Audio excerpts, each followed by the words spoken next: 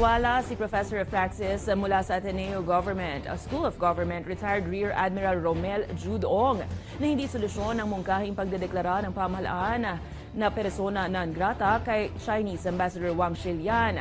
Ito ay kasunod ng nangyaring pambobomba ng tubig ng Chinese Coast Guard sa barko ng Pinas. Ayon kay Ong, dapat pag-aralan mabuti ng pamahalaan ang mga hakbang nito dahil posibleng mas lumala pa ang tensyon sa pagitan nito sa China. Habang iginigiit din ng propesor na tama ang naging pahayag ng Pangulong Marcos na ipaalam sa international community ang nangyayaring pangaharas ng Beijing sa Pilipinas.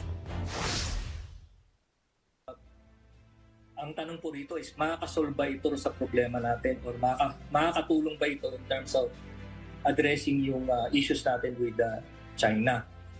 Kung oo, then sige, maaari siguro gawin natin.